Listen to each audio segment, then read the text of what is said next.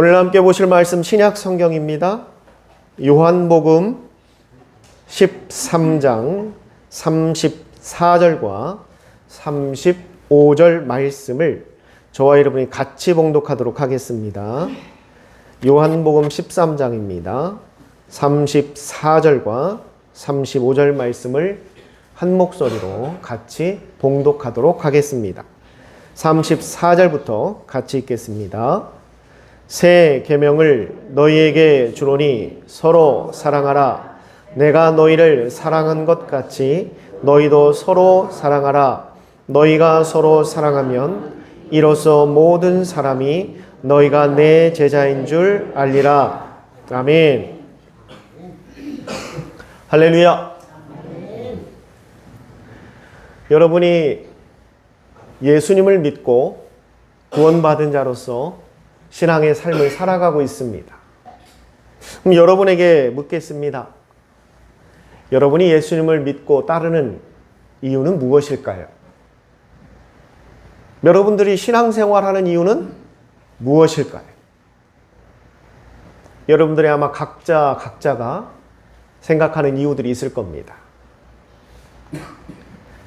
어떤 분은 구원받기 위해서 예수님을 따른다라고 말하는 분도 있고, 또 어떤 분은 천국에 가기 위해서, 또 영생을 얻기 위해서, 그리고 이 땅에서 하나님의 축복을 받기 위해서 예수님을 따른다라고 이야기하시는 분들도 있습니다.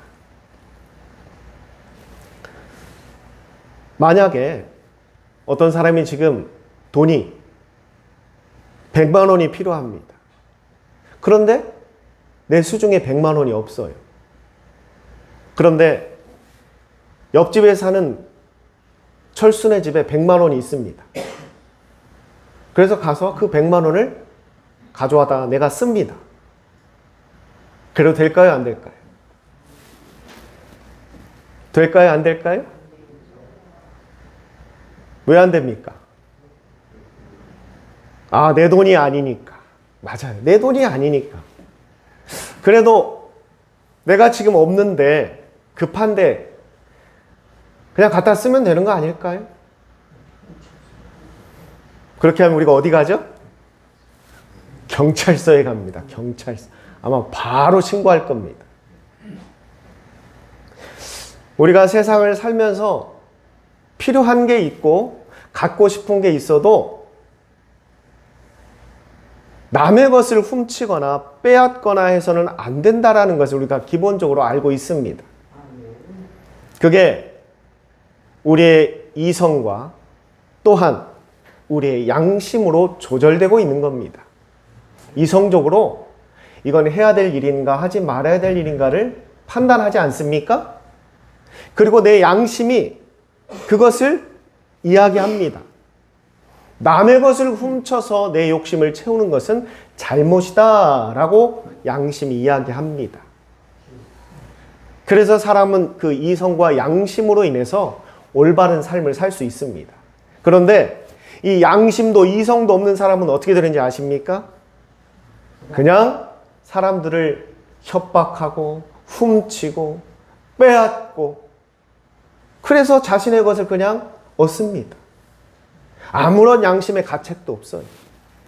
수단 방법 가리지 않고 내가 원하는 것을 다 얻습니다. 옳지 못한 방법인 것을 그는 인지조차 못합니다. 단순히 그의 욕심에 이끌려서 내가 갖고 싶은 거니까, 내가 필요한 거니까 그냥 가져다가 쓰는 겁니다. 왜 제가 이런 말씀을 드리느냐?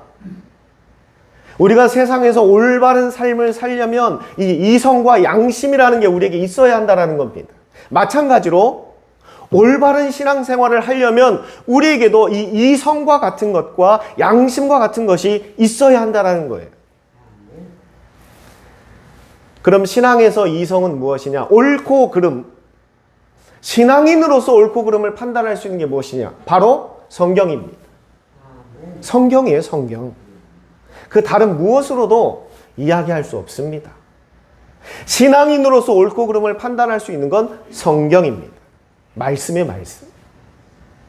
그럼 우리 양심과 같은 것은 무엇이냐? 그건 바로 예수님께서 우리에게 주신 믿음입니다. 믿음. 내 안에 믿음이 그 양심의 역할을 하는 거예요. 그래서 올바른 신앙생활을 하려면 하나님의 말씀이 근거가 되어야 되고 주님께서 주신 이 믿음이 작동해야 되는 겁니다. 이게 우리를 올바른 신앙생활을 할 수 있도록 이끌어줍니다. 아까도 말씀드렸듯이 이성과 양심이 사라져버린 사람은 온갖 죄를 다 저질러도 양심에 가책이 없습니다. 자신의 욕심만을 쫓아 살아갑니다. 그리고 내가 무엇을 잘못했냐라고 이야기합니다. 왜? 내가 원하는 걸 나는 얻으려고 했던 것 뿐인데. 이건 이성과 양심이 사라진 사람의 모습입니다. 우리 주변에도 그런 사람들을 볼 수 있죠? 뉴스에서 많이 나옵니다. 흉악범들. 그러놓고도 전혀 죄책감을 못 느껴요. 이성도 양심도 마비되었기 때문에 그럽니다. 그런 사람의 삶은요, 아무리 풍요롭게 살고 있어도 올바른 삶이 아닙니다. 그건 우리가 다 동의하지 않습니까? 마찬가지로 하나님의 말씀과 이 믿음이 그 중심이 되지 않는 신앙생활은 똑같이 이성과 양심이 마비된 사람처럼 신앙생활을 할 수 있다는 겁니다.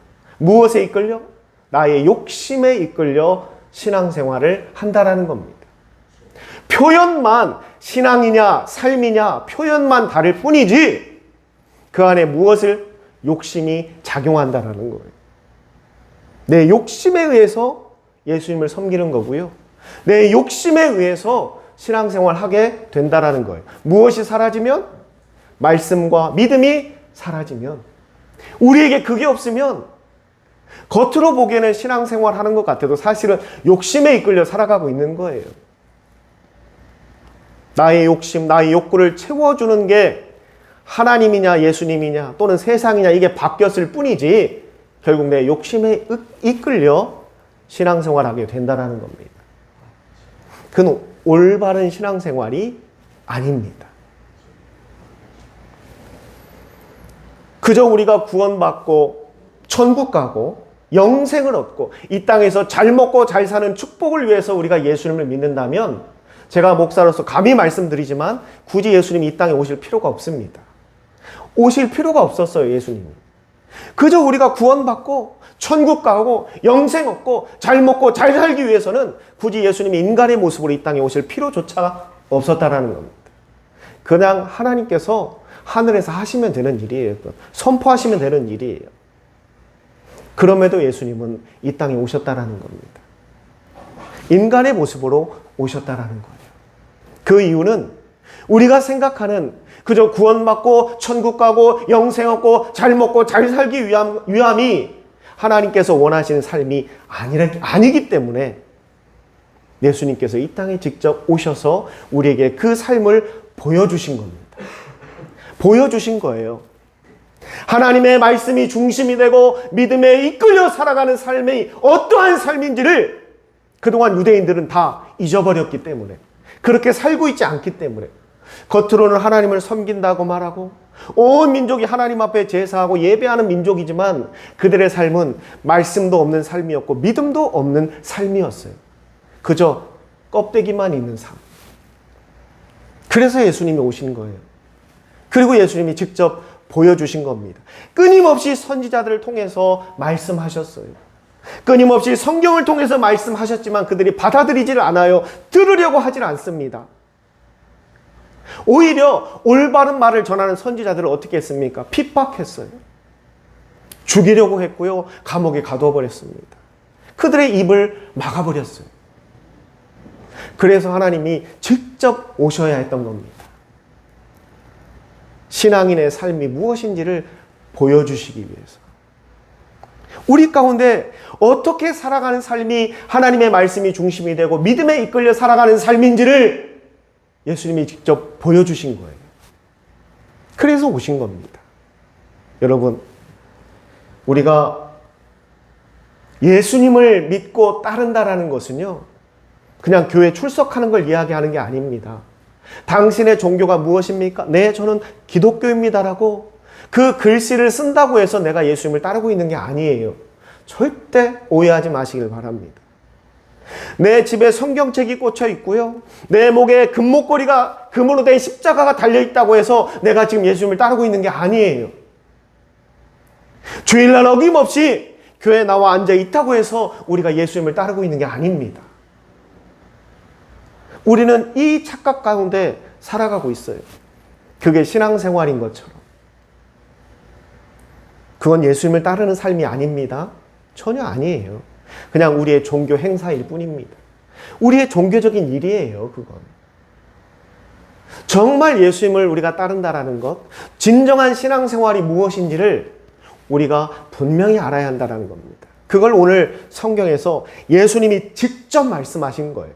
깨닫지 못하는 우리에게, 그렇게 이야기해도 알지 못하는 우리에게, 성경을 통해 많은 선지자를 통해서 그렇게 선포했는데도 깨닫지 못하던 우리에게 예수님이 직접 오셔서 말씀하셨습니다.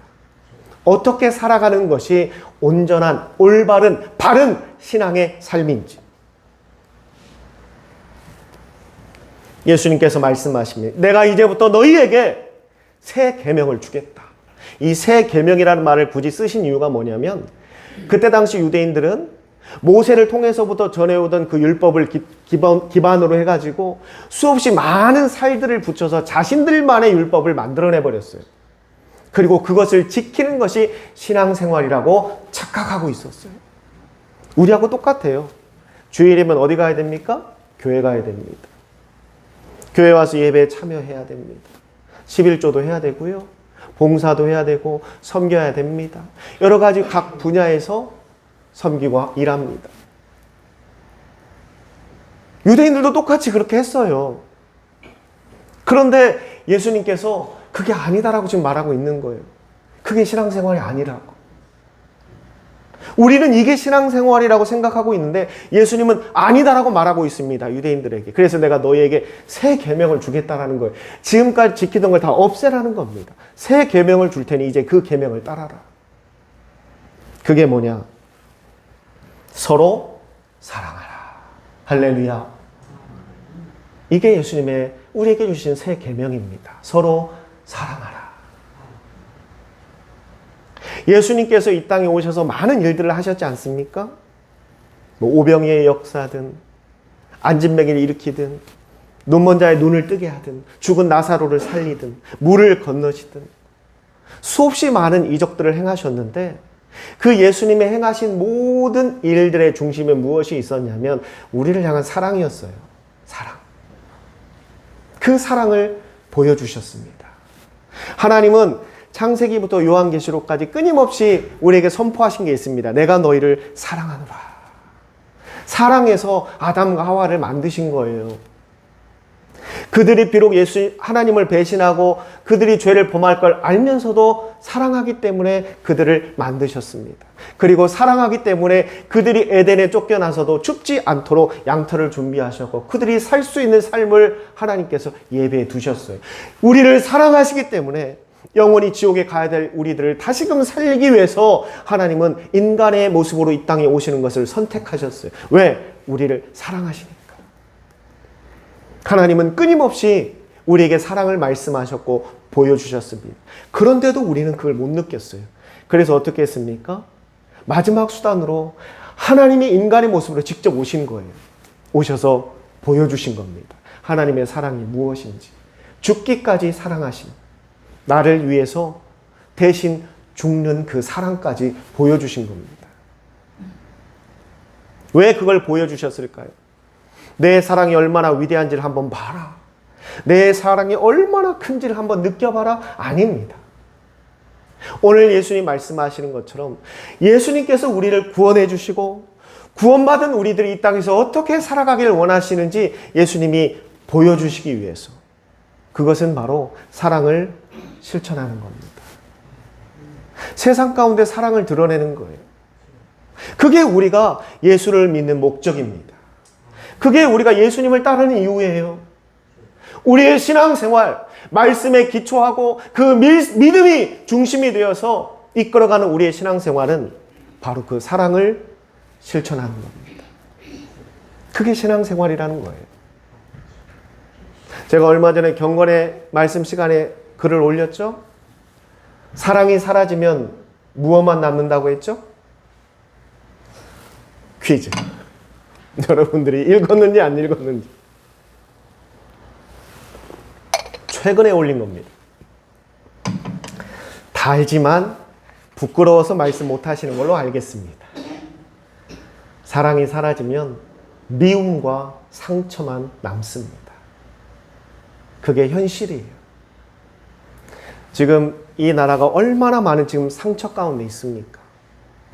저는 지금 이 혼란스러운 사건에 승자는 없다고 생각합니다. 모두가 상처뿐입니다. 탄핵을 반대하는 사람들도 상처받았고, 탄핵을 요구하는 사람들도 상처받았습니다. 모두가 다 상처받고 있어요. 왜 이런 일이 벌어졌을까? 목사로서 오늘 대표기도 하시던 분께서 그 이야기를 하더라고요. 이 지금 어려운 시기에 우리가 무엇을 해야 될지 찾게 해달라고 아까 기도하시더라고요. 제가 그 답을 드리겠습니다. 이 어렵고 혼란한 시기에 우리가 특별히 뭘 나서서 해야 되는 게 있는 게 아닙니다. 우리가 이 일이 생기기 전부터 했어야 될 일들을 안 해서 그런 겁니다.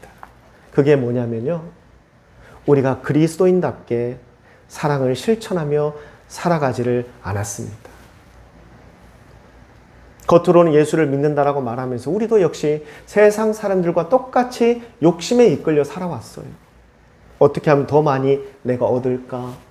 어떻게 하면 내가 더 빨리 출세할까? 어떻게 하면 내가 더 많은 것을 갖게 될까? 여전히 우리는 신앙생활을 하면서도 거기에 관심이 더 많이 머물러 있었습니다. 사실이 아닙니까? 저만 그렇게 생각하고 있어요? 아니잖아요. 우리는 세상 가운데 사랑을 드러내야 되는데 그 드러낼 시간조차 없을 정도로 우리는 바빴습니다. 왜? 내 것을 먼저 채워야 하기 때문에, 내 것을 먼저 얻어야 하기 때문에, 내 것을 먼저 소유해야 될 시간이 부족하기 때문에 차마 사랑을 세상에 드러낼 여유조차 우리에게는 없었습니다. 그 결과 지금 이 땅이 이러한 고통 가운데 놓여 있는 겁니다. 우리가 해야 될 일을 하지 않고 있기 때문에 세상은 병들어가고 있는 겁니다. 사랑하는 성도 여러분, 우리가 예수님을 믿고 따른다는 것은 세상에 사랑을 드러내는 겁니다. 여러분의 말을 통해 사랑을 전하시기 바랍니다. 여러분의 생각에 그 사랑을 담고 살아가시길 바랍니다. 여러분의 행동에 그 사랑을 담아 실천하시길 바랍니다. 그리고 마지막으로 여러분의 복음에 그 사랑을 담아야 합니다. 저는 이 혼란한 이 시기를 사랑이 상실된 시기라고 말하고 싶습니다. 이 땅에 온전한 사랑이 사라져버렸습니다. 다툼만이, 분쟁만이, 갈등만이 극대화되고 있는 세상입니다.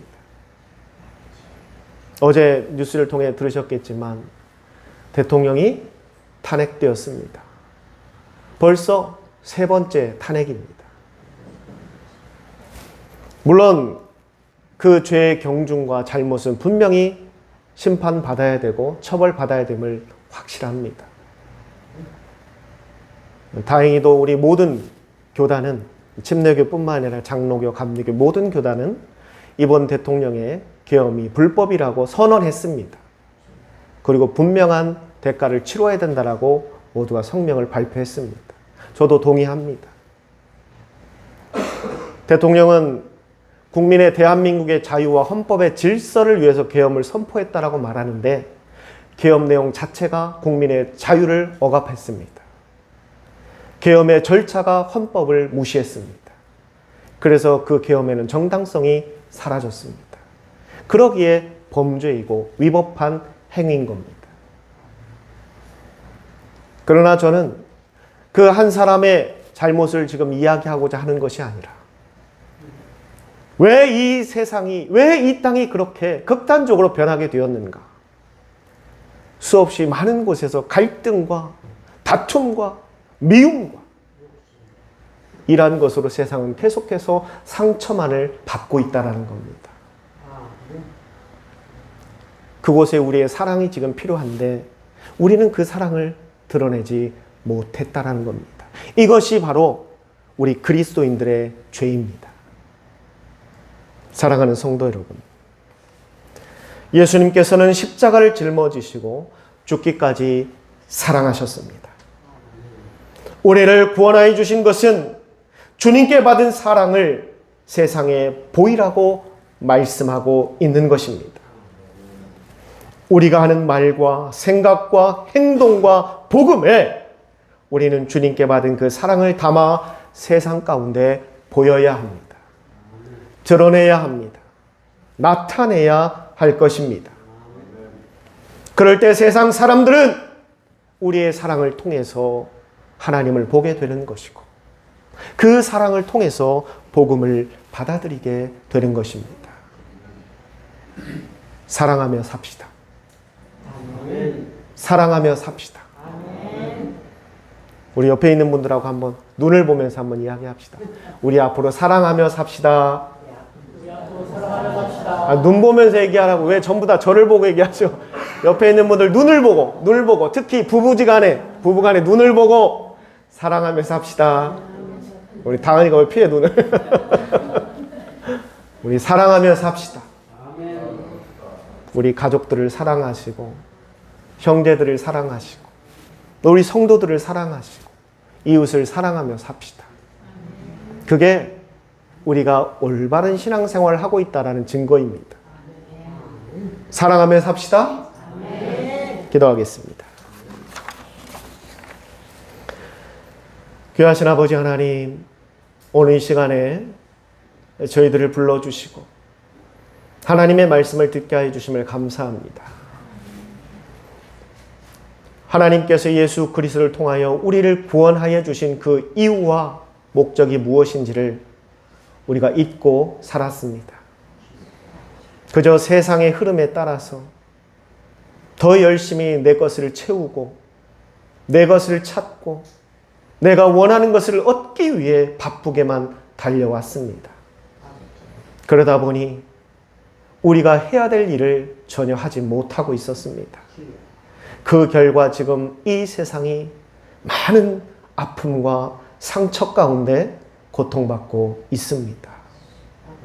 하나님, 정말 범죄한 자들, 이 세상을 혼란케 한 자들을 책망하고 징계하기보다 먼저 우리가 과연 무엇을 하고 있었는지, 또한 우리가 무엇을 하지 못했는지를 돌아보는 우리 그리스도인들이 되게 하여 주시옵소서.